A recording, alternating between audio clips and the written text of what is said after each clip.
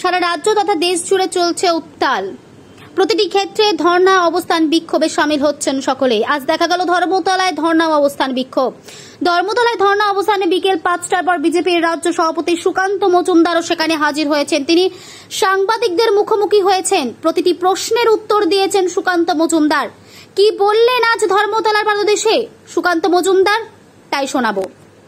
Bureau report, channel 24 নাও, সত্য কথা সবার আগে। মুখ্যমন্ত্রীর চিঠি, 15 দিনের বিচার চাই।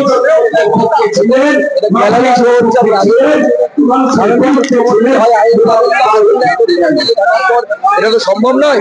উনি জেনে বুঝে মিথ্যে কথা বলছে, জেনে বুঝে মানুষকে বিভ্রান্ত করার চেষ্টা করছেন।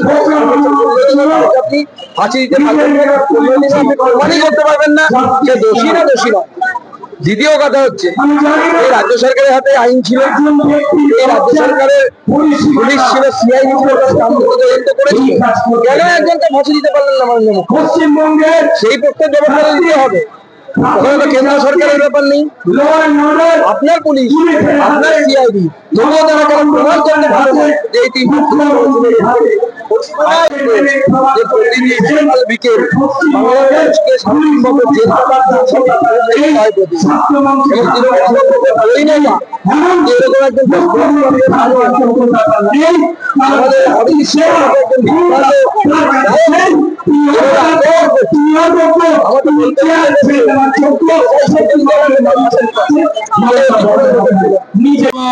বৈশিষ্ট্য সরকারি অফিস, সরকারি ডিউটিতে সরকারি কর্মী শ্লীলতাহানির অভিযোগ আরম্ভ হয়েছে। সরকারি প্রেমিসেসের ভিতরে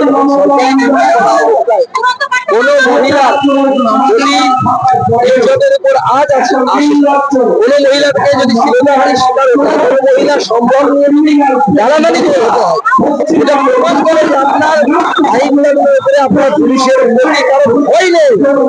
আপনি টোটাল ঘোড়া সুন্দর করেছেন ব্যবস্থা দেখে। আমি এটা বারবার বলছি, এবং সেই জন্য আমাদের দাবি শুধু একটি অপরাধী শাস্তি নয়, অপরাধী শাস্তি নয়, যারা একটি অপরাধের সাথে যুক্ত। আমাদের দাবি যারা এই ব্যবস্থাটাকে সেট করেছে, যারা এই ব্যবস্থাটাকে চালাচ্ছে, অপরাধী মেন অপরাধী তার পদত্যাগ।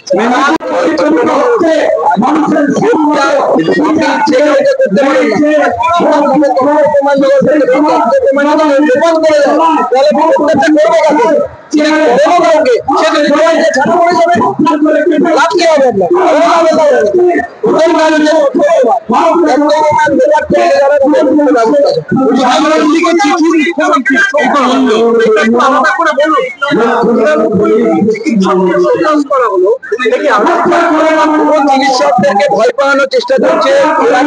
40-এর উপরে চিকিৎসককে ভর্তি করা হয়েছিল, আপনারা ভয় পাবেন না, আপনারা লড়াই করুন। প্রয়োজন চান আমাদেরকে ডাকুন, আমাদের সাথে আছি, পাশে আছি। আপনারা এইভাবে প্রতিবাদের ভাষা মুখর রাখুন, প্রতিবাদ চালিয়ে। ছাত্র ব্যবসায়ী যেটাকে দিল্লি সীমান্ত লোকসভার একটি সীমান্ত সেখানে গিয়ে ব্যবসা করে, তাকে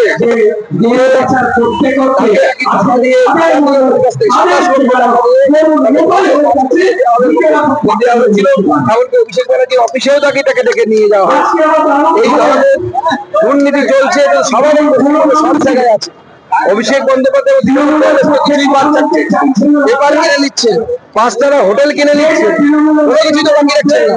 এরপর আমাদের যেদিকেই তাকাবো সেদিকে জমি বা তৃণমূল কংগ্রেসের বাড়ি।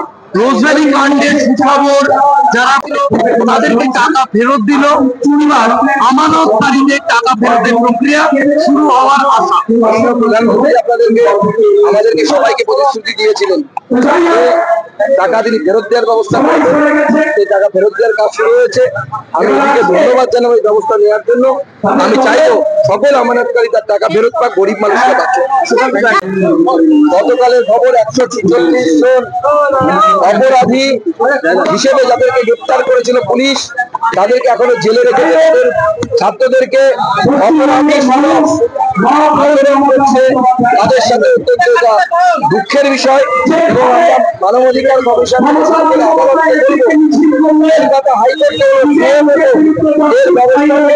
নাহলে ছাত্রদের ভবিষ্যৎ নষ্ট হয়ে যায়, তাদেরকে জেলের ভেতরে ডিগ্রি দেওয়া হচ্ছে।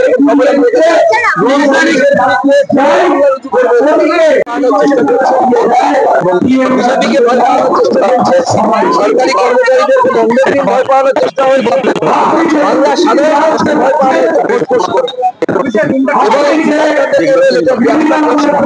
সবার পাশে আমরা আছি। আমরা দূর থেকে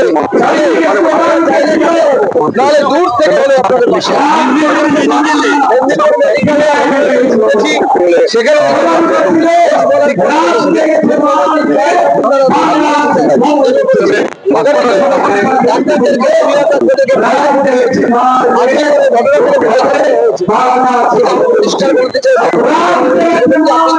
সীমা ছাড়িয়ে যাচ্ছে। এরপরে কিন্তু বাংলার মানুষ রাস্তায় বলে লাগাতার প্রতিবাদ শুরু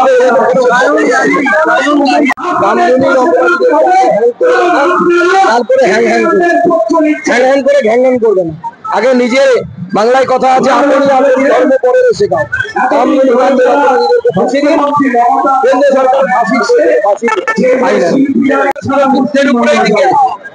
পুরোটাই মিথ্যে, কোনো সত্যি নেই। আজকে এখন মুখ খুলবে অনেক। আমরা তো সেই সময় শুনেছিলাম শহীদ তাপসী মল্লিককে রেপ করেছিল, কিভাবে সেই শহীদ কি সব বাইরে আসছে, সব সমস্ত নাকি মমতা বন্দ্যোপাধ্যায় সাজিয়েছিল। আদতেও নন্দীগ্রাম এবং ওই ধরনের ঘটনা ঘটে।